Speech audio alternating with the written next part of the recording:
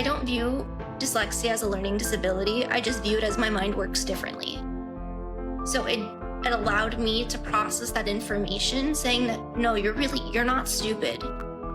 You've been able to achieve so much, and now there's a reason why you understand why you struggle sometimes in certain things. So I think it was validating. It was really validating.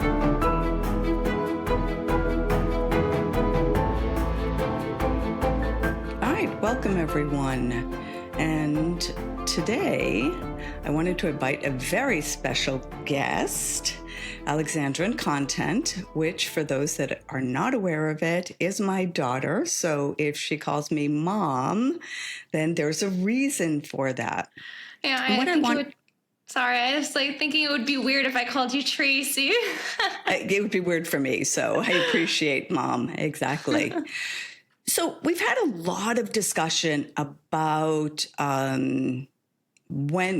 discovering that you're dyslexic when you're an older student. And I think it's very different from a diagnosis that maybe someone receives when they're in elementary school. So I thought it would be of interest to talk to someone who discovered in high school that they were dyslexic and to kind of compare what their journey was. So with that, welcome everyone, and let's get started. Okay, so one of the things, Alex, is that you discovered when you were in high school that you were dyslexic. And can you take us on your journey and tell us a little bit about your background kind of leading up to the diagnosis? Yeah, absolutely. So I think the biggest thing is there were a lot of milestones that happened throughout my education and throughout definitely high school, a little bit of middle school, that led up to being, could I be dyslexic, having that serious question. But I'm not sure if they're actual milestones or now reflecting on it, red flags that we should have noticed. I would definitely call it red flags. So I guess starting off, I think the biggest moment that really made me question whether I could be dyslexic was in the 9th grade when you have this big adjustment. You're first starting high school, your classes are harder, and then of course as every preteen, you're trying to navigate this new circumstance, in order to figure out what you enjoy and blah, blah, blah. And so I always knew that I really did appreciate education. I thought education was important, and that was just a value that we appreciated in the family. And that always did propel me to go for more of the harder classes, we'll say, because I really did think I could handle it. And so in the 9th grade, I think that's where I first started almost slowing down in my education. And that's where I came to my mom because it wasn't normal. All my friends were reading and they were doing all this other stuff. And I was like, why? That's so hard. Like, why are you reading for fun? Like, that's so weird. And just finding out, no, maybe you're the weird one. So I went to my mom and I was like, Mom, do you think I could be dyslexic? And do you remember what you said? Absolutely. Now, mind you, this was before I became an Orton Gillingham therapist, right? Teaching dyslexic students. I didn't know what the red flags were or anything else. And I said, and I will never forget this, do you reverse your B's and D's? To which you replied, I told you, I was like, no, I don't reverse my B's and D's. Right, exactly. So I was like, then you're not dyslexic and go back and finish your homework. Right. And so from that was like the first moment that I was like, okay, no, I can't be dyslexic. That means something's not adding up. I might be just a little bit lazy. I just need to work harder. And so that's what I did. And so in 9th grade, I did that. And then 10th grade, I had an amazing opportunity present itself to me. And I knew that I definitely wanted to study abroad with Rotary. So shout out to Rotary a little bit there. And I had an amazing exchange year. And that's also in order for me to get all of my requirements in order to do IB, which I was really, really, really fond of the program. I had to take an English course online. And I just think that that was a horrific experience. Not because, the teachers were bad or anything like that on an online course, But I just think it was because, first of all, I've never done any online course. I mean, this is pre-COVID era, so this was like completely new to me. And then I was just so not into it. And it was like, why would I want to do something so difficult? And I remember just trying to give it the minimum, not being able to finish it with the minimum and having to really exert myself in order to get this. But, we were like, okay, that's fine. So I come back.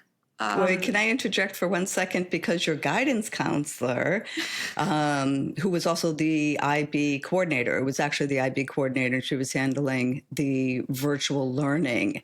She would send me periodic updates and be like, Alex has not progressed. Alex has not started her course. And then we would get on WhatsApp and we would be like, Alex, you got to get through chapter 3 and so forth. So it's definite procrastination on something you didn't want to do. Oh, 100%. And I think it comes down to what high schooler wants to do something they're bad at. And it's like, why would they want to continue that? And that was just 100% me procrastinating at the end of the day and being like, I'm here, I'm having this experience. I know I need to do this, but it's hard and I don't want to. And so that was definitely a little bit of a red flag because I really did enjoy classes and things like that.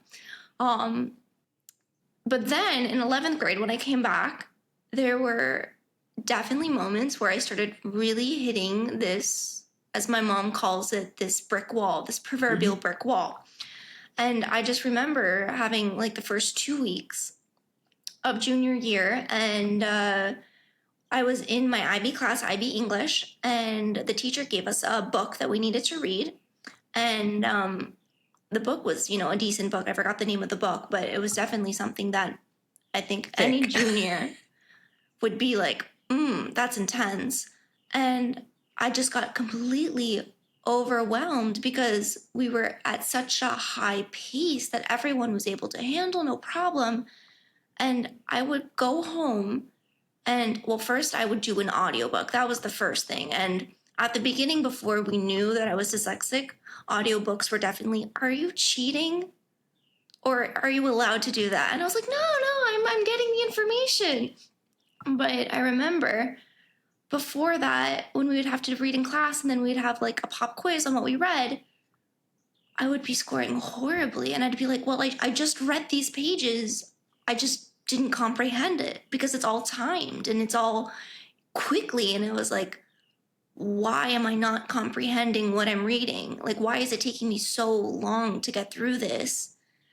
And then, Can I interject? Because I do remember your English teacher sending an email home to the parent and just saying that you weren't putting the work in, that she was concerned if you could handle the advanced courses. And she called the parent-teacher conference for that because she was absolutely clueless as to what was happening and just thought you weren't doing the readings. Yeah, and I think that was something that was very debilitating in high school, is that for teachers to say that, you're not putting in the effort in when they don't see you putting the effort in at home and really doing your homework and really thinking. So I think that was definitely one of the milestone red flags that really brought to my attention. And then eventually, that's where all of a sudden for exams and stuff like that, I always thought it was normal. Since middle school, I would not finish an exam in the allotted time. And I was just a good talker. And so I would just convince my teachers to let me come in during my free period and, come in during my lunch break, my recess to finish these exams. And everyone was like, yeah, of course, Alex, like no problem. Just come in when you have time. You can finish it. And so that never stood out to me like, oh, could that be a problem? I was like, no, because at the end of the day, I'm finishing the exam. I'm getting a good mark. I studied for this exam. Right. And so then, with those in questions, I think I came back to you and you actually saw some of my scores, that it wasn't a problem with the knowledge that I had accumulated, but it was a problem that I just wasn't able to keep up and I wasn't able to finish exams and stuff like that was important. So that led to our diagnosis and then our eventual let's say, battle, or what's a better word, Mom? I call it the battle royale, which I actually think we should keep that for an entire separate podcast since it got nasty really quickly. Yeah. But I think that if I could talk about my perspective as a parent, kind of leading up to the seeking an evaluation, because that really was the crucial kind of fork in the road to really understand. I did not realize that you weren't finishing your exams, maybe one question or something like that, but not to the extent that it was actually occurring. And partially because you were really good at not showing it, not talking about it, because you found a solution for it. I knew growing up that you weren't a strong reader. Okay, so that wasn't a surprise. And it was like, all Wait, right, so she's just not a strong reader. I can can we just accept that. talk about elementary school quickly? So my Sure, you can mom, she would have digress. these things, a little digress here. And so she would make my sister and I read out loud. She bought these like little books, and every single twice a week we would go through and we do one passage and you answer the questions just to make sure you're doing a little bit more than just homework in elementary school. And I think it was just torture for both you and me. That something that should take 15 to 20 minutes would take us like an hour and a half of me beating my head. And I was just so painful for both of us.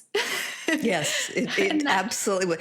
But I didn't know differently. I just thought, okay, this is the process. She's just not a strong reader. She needs more practice. And, we're going to give her more practice for that. Yeah. All right, let's go back to fast forwarding for the diagnosis, because one of the things I had to do was, first of all, find a neuropsych, and that specialized, I think, in teens. I looked at a lot of neuropsychs, and they specialize in much, much younger. So second grade, this and that. And I just felt like, no, absolutely not. They're not going to show her a picture of a bunny on a card and say, what is this? Like, I really wanted someone that at least could understand some of the struggles that a teenager was facing. I got to be honest, it never occurred to me that you were dyslexic. I just thought maybe there's something, so let's find out what it is, and then let's get a tutor and figure out how we deal with it. Yeah. So we found a neuropsych that specialized in an older student, made the appointment. Then she required a lot of documentation, even things going back to report cards in elementary school. And what was really interesting is she said, I need the comments. Do not give me the grades. I'm not interested in that. I'm interested in the teacher's comments. And I remember looking at your second grade report cards in the comments, and there were a lot of comments about reading and you're needing to select books that were at your level. And all of these comments that in hindsight were not just a red flag. I felt like it was a Star-Spangled Banner once you know what to look for that. So then we did have the evaluation, and wow, lo and behold, you're dyslexic. Yeah, I think there's like two things I want to add to that, which is the first one. We were both so new to this journey of dyslexia. I mean, we really didn't even know what dyslexia was. I mean, that it was a spectrum, because I'm so sorry, but my school also had a problem where anyone who is dyslexic, in a lot of our minds, it was not educated properly that you could be a high achieving dyslexic. And, there was unfortunately this connotation or association that if you were dyslexic, that maybe you weren't the smartest. And, maybe you should not be in the special ed class, but you need to drop down, you need to reevaluate. But you can't be your in the situation. advanced classes. Right. And so there was this whole entire association. And then the second thing I wanted to add was that you choosing, I think, a neuropsych that was more aware of how to deal with the high schoolers was something that was so critical, because I will just say that those exams, you're sitting there for 8 hours. It's just a pure evaluation, and it's an evaluation on what you're horrible at. And it's so debilitating in the sense that it can make you feel so stupid. Mm-hmm. Like, I just remember just being like, after those exams, being like, oh my God, what is wrong with me? And now reflecting on it, it's like, no, you're good at playing to your strengths. And that's how you've been able to accomplish so much. But I think that was so good because our doctor, she was just amazing and making sure that it wasn't really debilitating for me, and always making sure that it was, no, it's okay. Like, she played to my strengths and my ego, as well as to identifying what was the issue and the problem. So kudos to her, and kudos to you for doing that. Yeah, absolutely. And she was the lifeline for me, because when the school tried to gaslight us and basically say, no, everything is fine, there's no issue, and you're a demanding parent and you need to back off, which is Yeah. basically what I was told. But like I said, we'll do that on another podcast. But part what I do two. remember, and this is when you finished, because I think it was 2 days of evaluation, when you finished on the ride home, which was an hour away, you slept the entire time. Your working memory was so taxed out. And like, now I know what it's called. Now I know what the issues were and so forth. But at that moment, I was like, wow, that was a hard test. She's sleeping. She just zonked out on the ride home and is sleeping the entire way. I think also that was something that was really interesting, was that every single day at high school, and also when I went up to college, is that after I had really hard days, really hard classes, I went home and the first thing I did was I hopped into my bed and I took a nap. I was just so physically exhausted that I just needed the 45 minutes of blissful reprogramming of the mind in order to be, I guess, like, productive or Which even talkative. actually, right. That is a perfect segue to talking a little bit about what you mentioned with playing to your strengths and learning how to study, and talking about what worked for you. Because I think there are a lot of parents that are watching and listening to this. There might even be some teenagers listening to this, kind of like you. Just trying to understand, why am I such a slow reader? Why is this so painful and everything else? My message is one of encouragement, and that, yes, you can get through hard things, but how did you do it? Like, what are some of the strategies that you learned? If you could share that. Yeah, absolutely. So first things first, I want to say that every single student, on this spectrum of dyslexia, or even struggling reader, you process information differently. So something that could work for me may not work for you. And then also for me, it was a bunch of testing and failing until I finally found what really worked well for me. In high school, the things that really stood out and worked well for me were audiobooks. Okay. I was able to find every audiobook on YouTube. And also, I think something that was really important was that I would die if it was too slow. So I was able to speed it up a little bit in order, to comprehend everything at maybe a true reading rate instead of a listening rate. And then what I would do is that as I was doing this audiobook, I would also have the book open, and I really think that was more to help me improve my vocabulary, to help me understand, like, what are the words that I'm reading. And then for also comprehension is that I would keep a little binder next to me, like a little notepad. And anytime something important happened, I would just jot down, like, oh, on XYZ, like on chapter blah, blah, blah, this was the plot, so-and-so died. Or, I mean, in high school, we were reading really sad books. I brought that up. That was an issue. On so-and-so, they got this as a Christmas gift that added blah, blah, blah to the plot or whatever. So that was something that really, for English for reading, when you get those pop quizzes, or at the end of the day when you have to write a little essay about, what is the plot or what's the theme of the book, that truly really helped me. Um, Other things that I would say in high school was I was a talkative person. I played to my strength. I sweet talked to all of my teachers into giving me extra time for stuff like that. But also, I played to my strengths with my friend, and my best friend, who I'm still so close with today.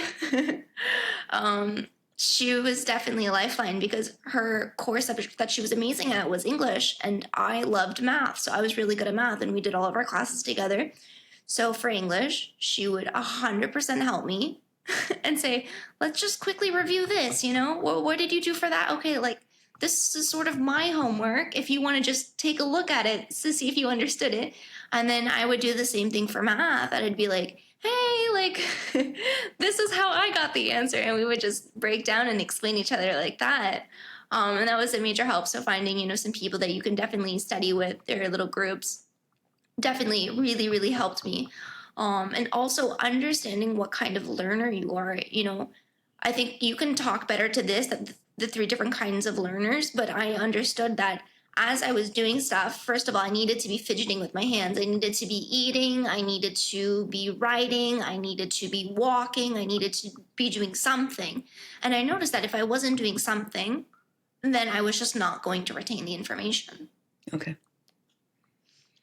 Yeah. So, for example, can you talk a little bit about, I am doing this because you would walk around the room, because at the end of the day, there are courses where you need to memorize information, you need to know terms, prepare for exams and so forth for that. So I think that I understood in college. Unfortunately, I didn't pick that up fast enough in high school. Okay. Also, I was during the age of COVID. My senior year, we just didn't have final exams. We had Zoom Right. classes, and it was really a tough situation because all these teachers were just thrown in this situation. All of us, we were thrown in this situation, and no one knew how to do classes online, and no one knew how to do anything. So, that was a little bit of the situation. Um, And in fact, because you were an IB student, a full diploma IB student, it was the first time, I think, in the history that IB did not administer final exams. You had had papers, you had mhm. had oral presentations, you had had reports along the way, but there was no final exam that year in 2020. Yeah, and slowly talking about that quickly, I think IB was the perfect, class and example for me, because I think one of my biggest struggle is that sometimes everything that you do throughout a semester or throughout the class can be put into one exam. And if you're just having a really bad dyslexic day, that could be Mhm. really, terrifying. And it's like, well, how am I going to do this? How can I accomplish this? But with IB, we would have these oral presentations that we would spend, 2 months working on. We would have these huge papers that we would just spend 3 months, researching, working on, going back and forth with feedback. And I think that truly does highlight that there are different ways to show that you are, achieving certain things in your education, and not just one 2-hour exam at the end of the semester where you're like, I don't know what I'm doing. But All going back right. to high So now school, yeah. let's go to college, and like, what are some of the Yeah, things that sorry, worked for you? college. So I would do this thing where when I would have a big exam that I just needed to full on memorize everything, and you do have those classes.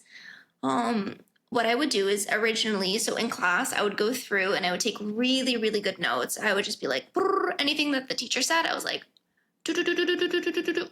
And then after class, I would go through my notes, and I did this immediately in the first or even the second day, because I knew if I didn't do it immediately, I was not going to be doing it for the rest of the semester. And so I would fix my notes immediately. And if I needed to add a picture, I could just easily add a picture. And then at the end of the semester for that class, what I would do is I would go through, and I probably had like 120 pages. And so I knew that I would have let's say 6 days to study for this exam, I would break down the information because there's no way you can do 120 pages in 2 days. I'm sorry. It's just unrealistic. So I would give myself, okay, 6 days, I can do 20 pages really well a day. So I'd go through and I would take those 20 pages that were my day amounts and I would reduce it. I'd be like, what information do I really not need to know for this exam? What do I really think that I need to highlight and understand? Blah, blah, blah. And so then I would end up with 8 pages. And then I would take those 8 pages, I would 100% print them out. I needed the physical copy. And I would walk around in my room, in my dorm, and I would just speak it out loud. I would go through, highlight, add comments as if I was just acting and learning lines. And I think that helped me tremendously understand the concepts that I was doing for something that was very theoretical. And then from there, I was lucky that a lot of my classmates lived in the same dorm that I did. And so we would meet at the end of the night and we would discuss, like, okay, what did you guys think about this chapter? And we would just full on just talk about it and give each other notes and opinions. And that was really something that worked well for me. And that truly worked. Yeah. Right. So really what you did is you were combining the kinesthetic, the movement, the visual with the seeing and the auditory of hearing yourself say it. And then best of all, then you explained it to your friends because that is the true test. If you know material, you can teach it for that. So for that, well, I really appreciate you sharing it. Before we wrap up, do you have any advice that you would like to give to parents, students, or anything else that of struggling readers? You don't necessarily have to be dyslexic. You could be a struggling reader and still be going through a lot of these issues. What words of advice would you have for them? I think my biggest word of advice is that you're not stupid. I mean, I went through because the diagnosis was later. That, sometimes people would be like, she takes the whole period to read the passage out loud in front of everyone. She might not have everything clicked up there. And I think what it is no, you're not stupid. Your brain just works differently and it's understanding that and playing to your strengths. And just keep working at it, keep trying. To the parents that are seeing their kids struggling, definitely consider, getting an evaluation and trying to find what tools are best, maybe working with their teachers, if you find that it's a trusted, comfortable environment, and just keep at it. Not everything works, but eventually you'll find something that works. All right. So you definitely recommend pursuing an evaluation or really trying to understand that aspect. It was helpful for you knowing the information? Absolutely. And I think this goes down to getting an evaluation when you're younger versus when you're older. When you're older, it's a lot harder to reprogram your mind and try to teach yourself the correct ways to codify words that just make it easier for reading. That when you're younger, it comes much naturally, or much easier, I should say. But on top of that, I just think it definitely helps your self-esteem knowing that, because I don't view dyslexia as a learning disability. I just view it as my mind works differently. So it allowed me to process that information, saying that, no, you're not stupid. You've been able to achieve so much, and now there's a reason why you understand why you struggle sometimes in certain things. And so I think it was validating. It was really validating. Mm-hmm. That makes sense. And I think that I would also kind of recommend getting the evaluation or determining if there is indeed an issue. I think that as a parent, it helped make me more patient about your spelling is maybe not where it needs to be. And in the 9th grade or in high school, when you would be like, Mom, how do you spell this word? Instead of me getting frustrated, there's a reason for it. And I, once you had the diagnosis, I understood that, and it allowed me as a parent to be a little more patient and understanding of that. And then what you do with it kind of, that's for each family to figure out for that. Well, I want to thank you. Thank This, I you. think, I appreciate you sharing kind of your journey and all the information, as well as some of the tips that each individual needs to discover on their own. But I think the message that I want to leave the viewers with is that when you put your mind to something, you can achieve the goal. It may take you a little bit longer, but you absolutely can get there. And I think that's a really, really important message to send out. So I appreciate it. All right. Well, thank you.